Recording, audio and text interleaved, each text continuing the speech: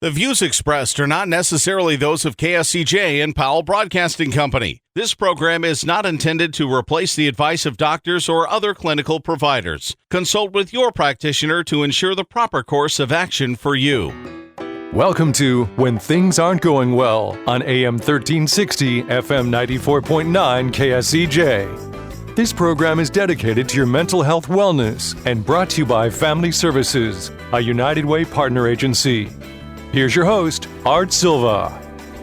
Good morning and welcome to When Things Aren't Going Well. This show is all about your mental wellness and how you can help yourself navigate the daily highway of life. Our show is brought to you by Family Services and an anonymous sponsor. Family Services is the outpatient agency of Boys and Girls Home serving the Siouxland community. Joining me today from Family Services are licensed therapists Christy Spicer, Stacy Norton, and Brenda Geisinger.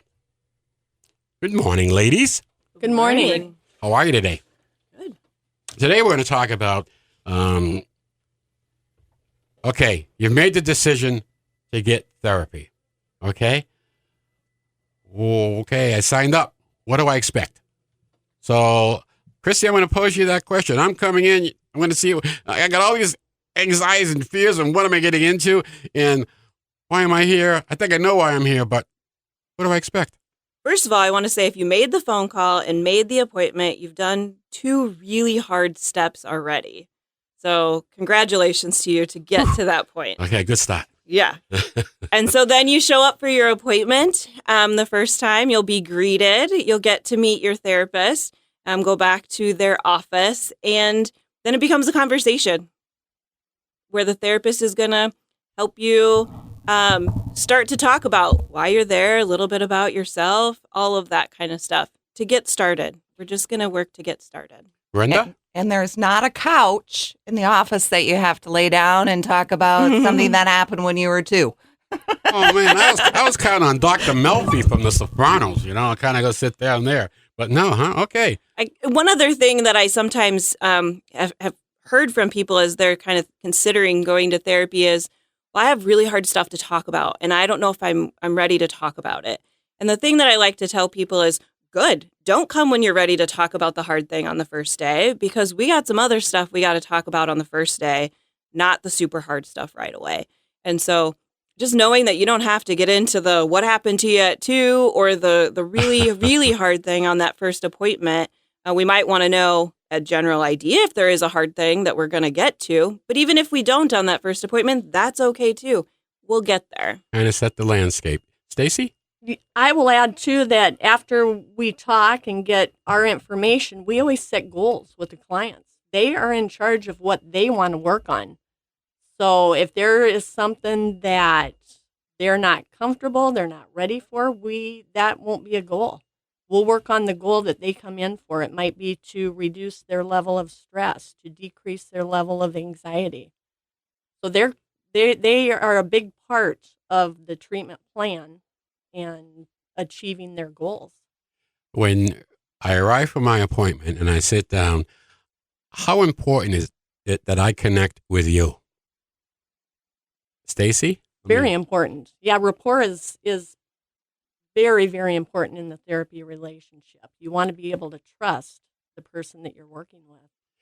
On the first visit, Christy, how do I make this connection with you?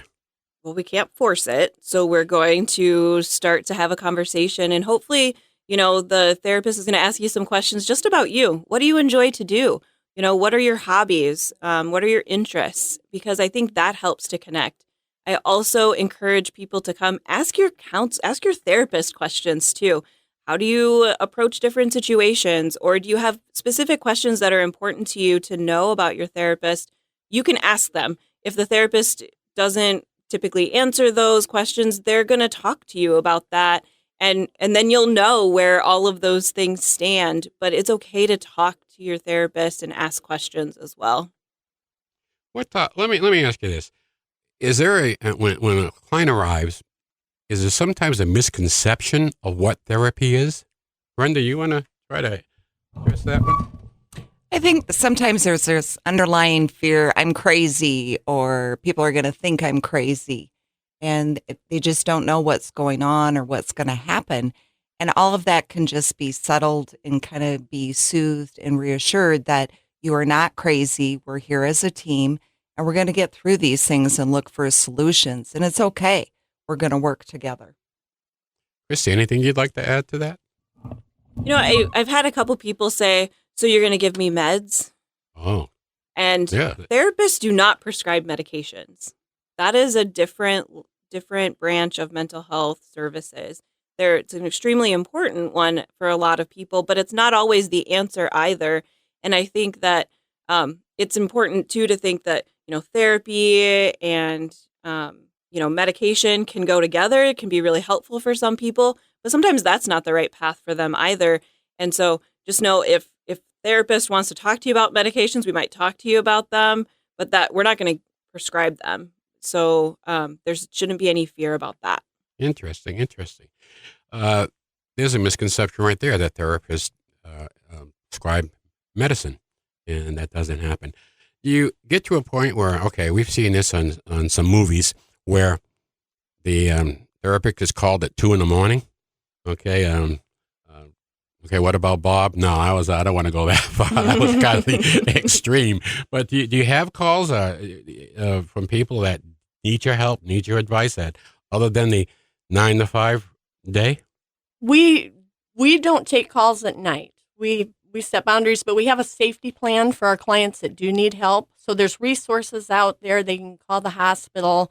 There's other resources that they can use during the night hours when we're not available. And the whole goal and the whole approach here is self-help.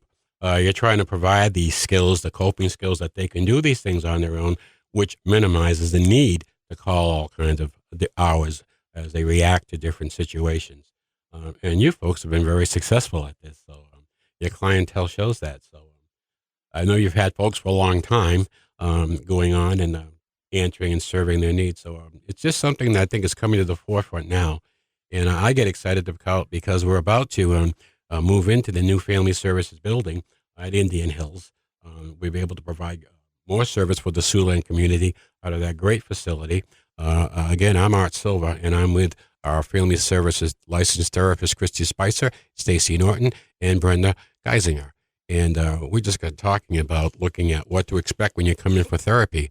Well, I'll tell you, when you come into the new family services building, I'll tell you, we could expect a beautiful building, nice and bright, and we're going to have some wonderful people there. We'll be putting in yoga and meditation, and the future looks so bright. And we're just trying to tell you, get some help. Get rid of your fears. Get rid of, I don't know what's going to happen to me. There are some wonderful people out here that you can meet that have done it before. They know where you're at. They know what you're going through, and you are not alone. So please take advantage of the help that Family Services has. And you can get a hold of us at 293-4900.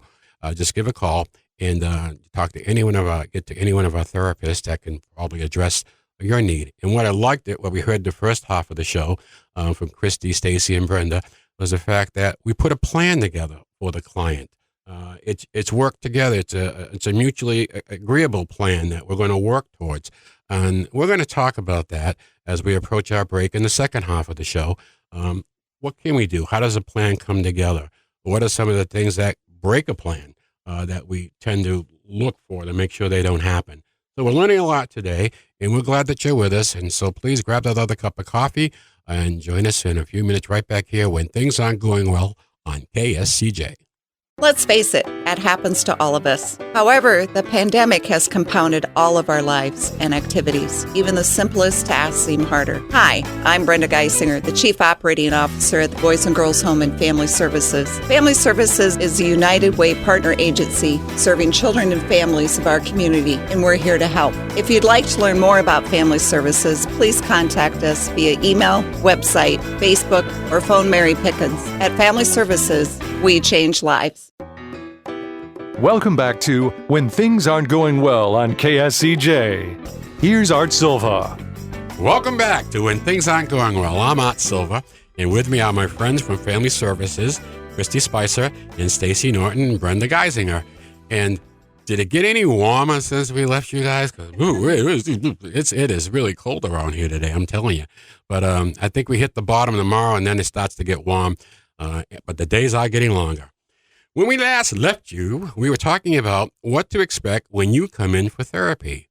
Okay, you made the big decision, and Christy and Stacy said that's the hardest part, and you'd be congratulated for that. Okay, so now I'm feeling good. I'm in the office. They tell me, okay, Art, you did a good job. You showed up here. Okay, now let's take a look. We're going to put a plan together. And Christy, let me ask you, okay, what's this plan deal? Tell me about this plan. How do we put this plan together? What plan? I didn't know about a plan. Well, it probably going to take a couple sessions for us to kind of really understand what the plan is, because I need to make sure that when I'm meeting with a client that I really understand what the issue is and what they want to achieve by the end. And so then we'll talk about steps to get there, and be able to really try to define those as carefully and as accurately as we can. And we're going to do that together so that we know that we're all heading in the same direction. Okay, Stacy, I got a question for you. On my first meeting with you, and I'm here, and I tell you, I'm here because my wife says I have to be here. And so how do you put a plan together on that? I would ask them what they want. What would you like to work on? Because you're my client. And it sounds like there's some issues in the relationship. So, it'd be what would you like to work on? Okay, start the plan from there. Right. Okay, interesting. Do you ever get pushback like that when you come in right off the bat, first visit, defensive? You can, especially with kids, as teenagers, especially. They'll come in and be like, I don't know, my mom said I had to be here. I knew that's going to come in here somewhere. And that's okay, a place to start too. Sometimes I talk to the kids about, so your goal is to not have your mom want you to come here anymore. And they're like, yeah, great. We can start at that point, right? Because now I'm like, I understand what they want. And then we can talk about, okay, so what are the things that are going on that maybe mom thinks you need to be here, right? And it's a way to get started. And adults, sometimes, like you said, an adult might come in and say, well, my wife said I had to be here. Okay. We start there, and it's okay to start at that spot. Okay, I'm in the week 3 of my plan, and we find the plan isn't working. Stacy, what do we do? Typically, the plan takes a little longer. It's called a treatment plan, and it's set. We have to review it every 3 months. So we look at it every 3 months. Usually, it takes at least 3 months to meet a goal. And sometimes it has to be extended. Now, sometimes it can be shorter. But we review it and look at it. And then, okay, it looks like you've met this goal. Are there any other goals you'd like to work on? And we may add another goal. So it sounds like a success breeds success. If I feel good about my first goal, second goal, and we're making progress, and overall, I'm feeling pretty good about myself, it sounds like I may want to step up and look at other areas and continue this self-improvement relationship that I'm having with my therapist. That's a great outcome. But what happens if factors kick in that I can't control, that take me out of the plan? Do we reset, Christy? Yeah, sometimes you have to reset and say, okay, this big thing happened, and so now we need to look in a different direction. And so we'll do that at any time. Maybe we'll formally look at a treatment plan, or maybe we'll informally kind of say, okay, we're here, this is where we're at and where we'll go now. And sometimes people do have to take a break for a little bit if something catastrophic has happened, if a health issue has come up and getting to therapy or being able to participate isn't available to a person for a short time. We can do some short breaks because a person needs to be able to commit to it. Maybe doesn't need to, but it's really helpful to be able to commit to it. And if there's circumstances that are making it difficult, doesn't mean we have to stop having that person sort of be on our agenda, so to speak, of, I'm going to give Art a call because he hasn't been in here for a couple weeks. I know he had this thing going on, but maybe I'm going to call him and say, hey, are things better? Do you think you're ready to schedule? That's an option for us to do too. So there is flexibility built in.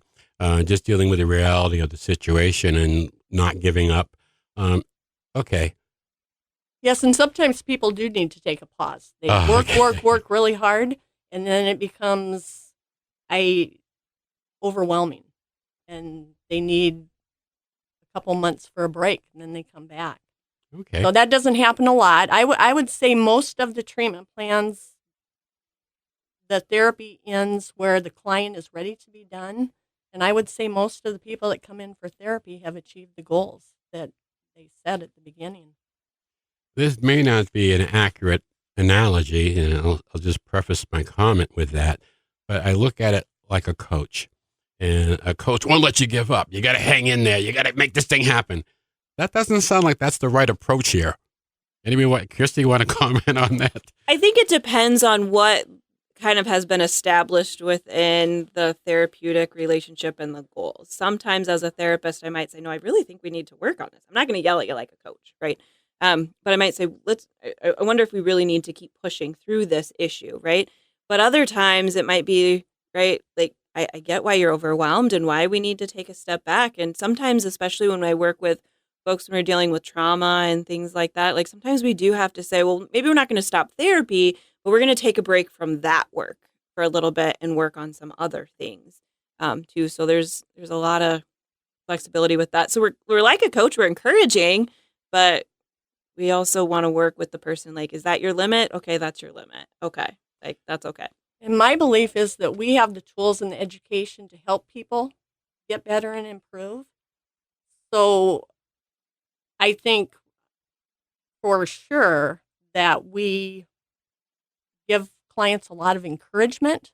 Okay. But we can't, like Christy said, you don't yell at them, and it's their decision if they want to work. We have the tools to give them ideas to make improvements.